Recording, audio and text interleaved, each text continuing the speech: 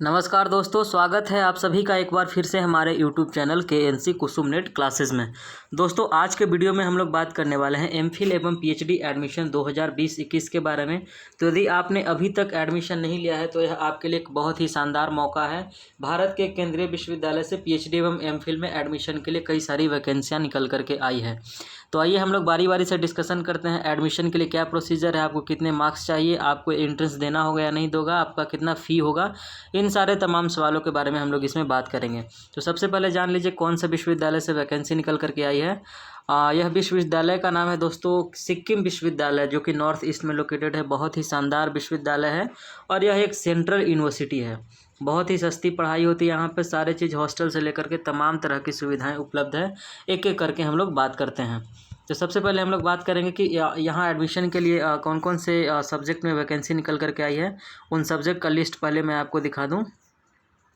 सबसे पहले जानिए कि सब्जेक्ट के लिए यहाँ पर आया है निकल करके वैकेंसी, वह है स्कूल ऑफ ह्यूमन साइंस है, जिसमें एंथ्रोपोलॉजी है, ज्योग्राफी है और साइकोलॉजी है। उसके बाद आप देखोगे school of language and literature से वैकेंसी निकल करके आई है, जिसमें कई सारे लैंग्वेजेज हैं। भूटिया हैं, चाइनीज़ हैं, इंग्लिश है और उसके बाद हिंदी है, लेप्चा है, लिम्बू है, नेपाली है। और उसके बाद स्कूल ऑफ लाइफ साइंसेज से निकल करके आए हैं बोटनी, हॉर्टिकल्चर, माइक्रोबायोलॉजी, जूलॉजी के लिए। उसके बाद स्कूल ऑफ फिजिकल साइंसेज से निकल करके आए हैं chemistry, computer application, geology, mathematics and physics. उसके बाद स्कूल ऑफ प्रोफेशनल स्टडीज़ से आए हैं commerce, education management, mass communication, music, tourism. ये सारे तमाम सब्जेक्ट से निकल करके वैकेंसी आई हैं। और स्कूल ऑफ सोशल साइंसेज, इसमें से इकोनॉमिक्स से एमए, एमफिल, पीएचडी तीनों के लिए है। हिस्ट्री के लिए एमफिल, पीएचडी दोनों के लिए है। उसके बाद इंटरनेशनल रिलेशन यदि आप कर रहे हैं तो एमफिल, पीएचडी दोनों के लिए सीट है। लॉ से यदि आप कर रहे हैं तो यहाँ पर भी एमफिल और पीएचडी है। और पीस एंड कॉन्फ्लिक्ट स्टडीज़ से कर रहे हैं तो यहाँ पर एमफिल, पीएचडी दोनों है। साथ में पॉलिटिकल साइंस या सोशियोलॉजी से हैं तो भी एमफिल और पीएचडी के लिए है। उसके बाद हम लोग देखते हैं कि ऑनलाइन आप कब से कर सकते हैं और कब इसका लास्ट डेट है। तो आप देखिए कि यहाँ पर इन्होंने ऑनलाइन के लिए बताया है कि submission of online application by candidate 25 सितंबर से लेकर के 31 अक्टूबर के रात 12 बजे तक आप ऑनलाइन कर सकते हैं। और इसमें इन्होंने बताया है कि स्क्रूटनी किया जाएगा आपके ऑनलाइन एप्लीकेशन का, वह 5 से लेकर 10 नवंबर के बीच में। उसके बाद एक लिस्ट जो है वो अपलोड किया जाएगा वेबसाइट पे, वह 11 नवंबर को अपलोड किया जाएगा। उसके बाद रिटन टेस्ट और इंटरव्यू होगा जो 24 से लेकर के 26 नवंबर के बीच होगा, यानी 24 नवंबर, 25 नवंबर और 26 नवंबर।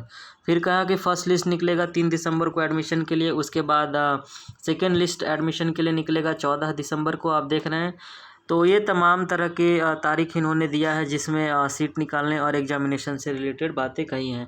उसके बाद हम लोग आते हैं, इन्होंने एडमिशन के लिए नोटिस दिया है और उसमें यह बताया है कि एमफिल, पीएचडी में एडमिशन के लिए क्या क्या क्राइटेरिया हैं। तो क्राइटेरिया को एक बार देख लें आप। क्राइटेरिया इनका यह है कि वैसे छात्र जो हमेशा सभी केंद्रीय विश्वविद्यालय में ही है, जिनके पास 55% मार्क्स है एमए में, जो कि जनरल हैं, तो वो एडमिशन ले सकते हैं, फॉर्म भर सकते हैं। और जो एससी, एसटी, ओबीसी से आते हैं उनके मास्टर में मिनिमम 50% मार्क्स होने चाहिए, ठीक है, तब जाकर वो फॉर्म को अप्लाई कर सकते हैं। बाकी आते हैं कि कितना फ़ी लगेगा आपको, तो 600 लगेगा ओबीसी कैंडिडेट को। जो ओबीसी हैं, जनरल हैं, ईडब्ल्यूएस हैं, वो फॉर्म भरने के लिए उनको 600 रुपये लगेगा। उसके बाद जो एससी हैं, एसटी हैं या फिर जो विकलांग हैं वैसे छात्र, उन सभी को 300 रुपया लगेगा, यानी कि ऑनलाइन पेमेंट आपको 300 करने होंगे फॉर्म के लिए। उसके बाद आते हैं कि एक कन्फ्यूजन होता होगा कि जो लड़के यूजीसी नेट किए हुए हैं क्या उनको भी एग्ज़ाम देना होगा। तो दोस्तों इन्होंने क्लियर कर दिया है कि written examination and interview are compulsory for admission to MPhil, PhD programmes. 10% weightage on maximum marks obtained in written test shall be given to candidates with UGC NET including JRF, UGC CSRI NET including JRF, ICAR NET, ICMR NET and DVT NET, ACLT, SLET जो है, gate है। उसके बाद teacher fellowship. कहा कि जो भी लड़के जो नेट किए हुए हैं, JRF किए हैं, उन सभी को एग्जामिनेशन देना होगा। उनको 10% का एक्स्ट्रा वेटेज दिया जाएगा। तो 10% आपको एक्स्ट्रा नंबर दिया जाएगा जो कि आपके मार्कशीट में जुटेगा, और फाइनली जा कर के 70 मार्क्स का जो आपका रिटन टेस्ट होगा, और उसके बाद 30 नंबर का इंटरव्यू होगा, और इसी के आधार पे रिजल्ट डिसाइड होगा, इसी के आधार पे रिजल्ट बनेगा और आपका नाम पब्लिश किया जाएगा एडमिशन के लिए। तो दोस्तों ये था इनका क्राइटेरिया। उसके बाद हम लोग आते हैं रिजर्वेशन का क्राइटेरिया, बिल्कुल वैसे ही चलेगा जो सेंट्रल यूनिवर्सिटी में चलता है। 15% सीटें रिजर्व होगी एससी कैंडिडेट के लिए, 27% ओबीसी के लिए, और बाकी जनरल कैंडिडेट के लिए 7.5% रिजर्व होगी। किन के लिए? जो एसटी हैं, जो शेड्यूल ट्राइब हैं। उसके बाद देखिए इन्होंने शेड्यूल भी दे दिया है कि ये रिटन टेस्ट कब लेंगे। तो इन्होंने बताया कि एमफिल का जो टेस्ट होगा वो होगा तीन टाइम इन्होंने दिया है। एक तो 9:30 से 11 बजे तक, 12 बजे से 2 बजे तक, और 3 बजे से 5 बजे तक। एमफिल का टेस्ट 24 नवंबर को होगा, जिसमें कौन कौन सब्जेक्ट हैं वो सारे के सारे जितने भी सब्जेक्ट से आप एमफिल के लिए डालेंगे उनका टेस्ट 24 नवंबर को होगा, और पीएचडी के लिए डालेंगे तो 25 नवंबर को आपका टेस्ट आयोजित किया जाएगा। और उसी दिन दोस्तों सेम दिन आपका इंटरव्यू भी कर दिया जाएगा, क्योंकि इन्होंने 24 से लेकर के 26 नवंबर के बीच ही बात की थी इंटरव्यू के लिए भी। तो दोस्तों ये था इनका प्रोस्पेक्टस। इसमें मेरे ख्याल से आपको सारी चीज़ें समझ में आ गई होंगी। एक बार सीट के लिए देख लेते हैं, शायद इन्होंने सीट भी दे रखा हो। तो सीट के लिए क्या क्राइटेरिया? हाँ, इन्होंने सीट भी दे रखा है। एंथ्रोपोलॉजी में सीट बताया इन्होंने। पीएचडी के लिए अनरिजर्व्ड का 2 सीट है, और अनरिजर्व्ड का 1 सीट है एमफिल के लिए। बॉटनी में टोटल 6 सीटें हैं। उसके बाद यह दोस्तों एमफिल के लिए मैं बता रहा हूँ। उसके बाद केमिस्ट्री में एमफिल के लिए 2 सीट है, पीएचडी के लिए 2 सीट है। चाइनीज़ में पीएचडी के लिए 1 सीट है, एमफिल का सीट नहीं निकला है। कॉमर्स में पीएचडी के लिए 8 सीटें हैं। उसके बाद कंप्यूटर एप्लीकेशन में पीएचडी के लिए 4 सीटें हैं। इकोनॉमिक्स में एमफिल के लिए 3 सीट है, और पीएचडी के लिए 7 सीट है। और एजुकेशन के लिए एमफिल में कोई सीट नहीं है, पीएचडी के लिए 2 सीट है। अंग्रेज़ी के लिए एमफिल में 7 सीट है, पीएचडी में 4 सीटें हैं। और उसके बाद ज्योग्राफी में एमफिल के लिए 2 सीट है, पीएचडी के लिए 4 सीट है। जियोलॉजी में पीएचडी के लिए 3 सीट है, एमफिल के लिए कोई वैकेंसी नहीं है। हिंदी के लिए यदि आप हिंदी से कर रहे हैं तो एमफिल के लिए 3 सीट है, पीएचडी के लिए 5 सीटें हैं। और हिस्ट्री के लिए दोस्तों एमफिल के लिए 8 सीट है, और पीएचडी के लिए 6 सीटें हैं। हॉर्टिकल्चर के लिए 5 सीटें हैं, पीएचडी के लिए। इंटरनेशनल रिलेशन के लिए 2 सीट हैं। लॉ के लिए 3 सीट हैं। उसके बाद लॉ पीएचडी के लिए 5 सीट है। मैनेजमेंट के लिए 2 सीटें हैं। मास कॉम से यदि आप कर रहे हैं तो कोई सीट नहीं है, नो वैकेंसी। मैथमेटिक्स से 2 सीट है एमफिल के लिए, पीएचडी के लिए 1 सीट है। माइक्रोबायोलॉजी से एमफिल के लिए कोई सीट नहीं, पीएचडी के लिए 8 सीटें हैं। म्यूजिक से 5 सीटें हैं, पीएचडी के लिए भी 5 सीटें हैं। नेपाली से भी 8 सीटें हैं, पीएचडी के लिए 7 सीट हैं। उसी तरीके से पीस एंड कॉन्फ्लिक्ट स्टडीज़ से एमफिल के लिए 6 सीट है, पीएचडी के लिए 8 सीट है।